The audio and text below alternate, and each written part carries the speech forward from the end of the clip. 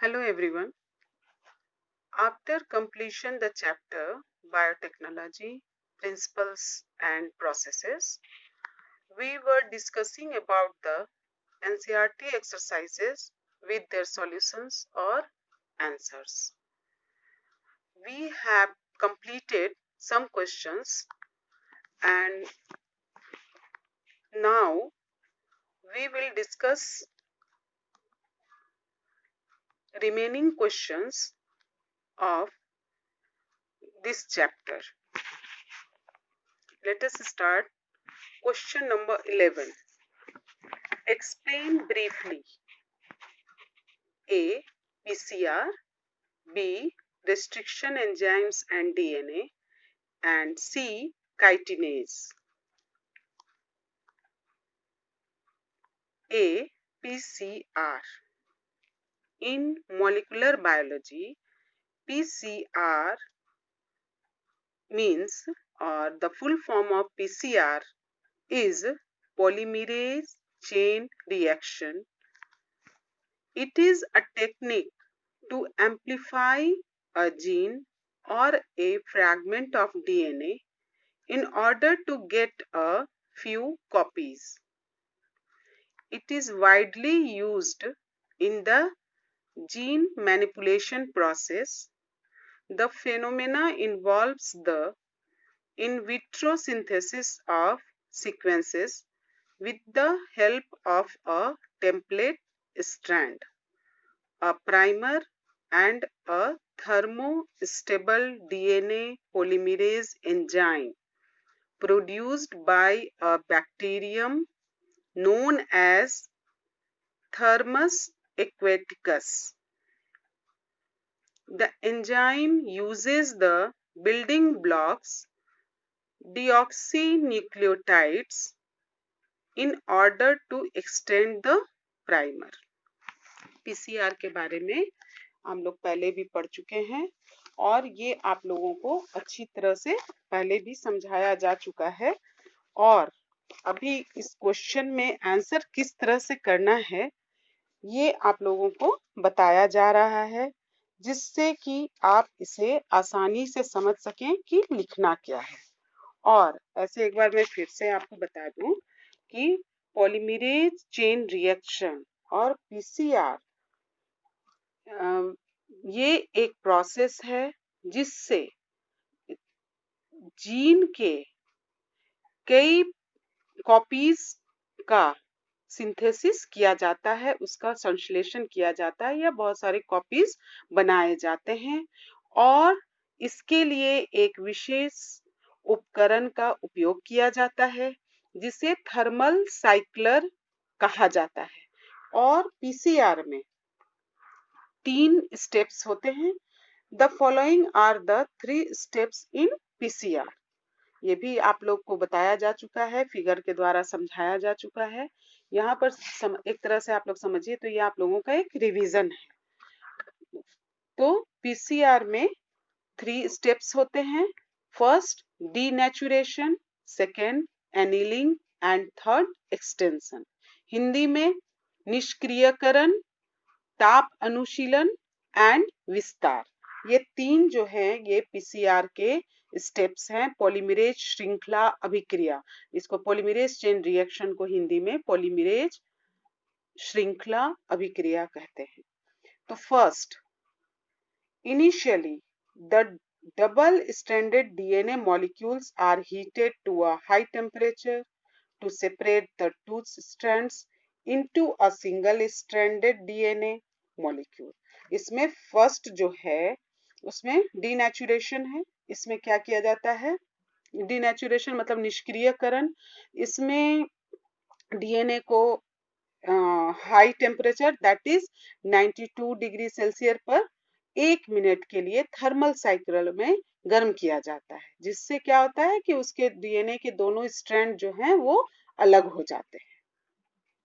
ठीक है, तो this process is referred to denaturation. फिर सेकेंड है, this DNA molecule is then used as a template strand to synthesize a new strand by the DNA polymerase enzyme. अब DNA का जो single strand जो मिला या जो मॉलिक्यूल्स जो थे उस डीएनए को यूज किया जाता है टेम्पलेट स्ट्रैंड, और किस चीज के लिए उसको, तो synthesize a new strand by the DNA polymerase enzyme के द्वारा। तो इस तरह इसमें जो है the process is termed as annealing, उसको उस प्रोसेस को एनीलिंग कहते हैं, जिस या इसको ताप अनुशीलन कहते हैं।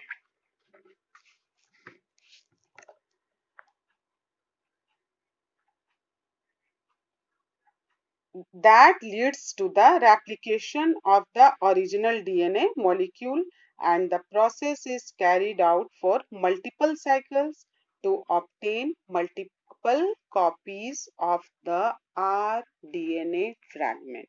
यहाँ पर लिखा हुआ है rDNA fragment, that is recombinant DNA fragment. इस तरह से इसको recombinant DNA का फ्रैगमेंट तैयार किया जाता है। फिर third one is primer is extended by Taq DNA polymerase isolated from Thermus aquaticus. ये एक्सटेंशन मेथड है जिसमें कि Taq DNA polymerase enzyme Thermus aquaticus नामक बैक्टीरिया से निकाला जाता है। ये जो एंजाइम है इसको हाई टेम्परेचर पर भी ये एक्टिव रहता है।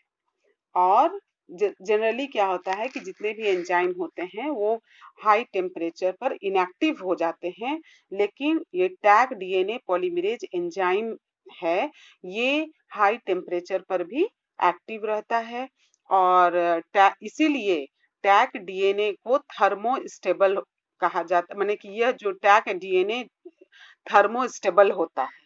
और हाई टेम्परेचर होने पर डबल स्टैंडर्ड डीएनए के डीनेचुरेशन के समय भी ये हमेशा एक्टिव बना रहता है। ठीक है। अब डी है restriction enzymes and DNA. Restriction enzyme क्या होता है ये आप लोगों को पहले भी पढ़ चुके हैं आप लोग, तो फिर इसका देखिए इसका सॉल्यूशन आपको किस तरह से लिखना है।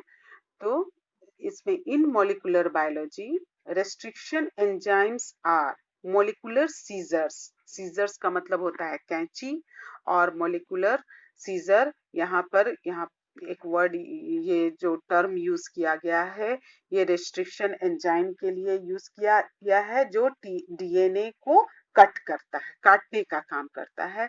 तो in molecular biology restriction enzymes are molecular scissors used to cut DNA sequences from a particular site।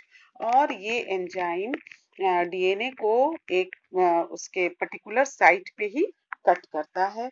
It has a critical role to play in the gene manipulation process. These enzymes identify a particular 6-box pair sequence referred to as the recognition sequence and snip the sequence at specific sites। ये किसी भी कहीं पर से भी cut नहीं कर सकता है, जहां पर बेस पेयर्स होते हैं उसका एक स्पेशल साइट होता है वहीं पर कट होता है। For instance the recognition site for the eco R1 enzyme is given in the diagram. यहाँ पर आपको डायग्राम में दिखाया गया है कि इको R1 एंजाइम का जो रिकॉग्निशन साइट है वो कहाँ पे है। Restriction enzymes are grouped into two types. Restriction enzyme के दो टाइप होते हैं, endonuclease and exonuclease. Endonuclease, it is a type of restriction enzyme that cuts within the DNA at specific sites. It serves as a significant tool in genetic engineering। ये जो endonuclease है ये genetic engineering का एक special tool भी है।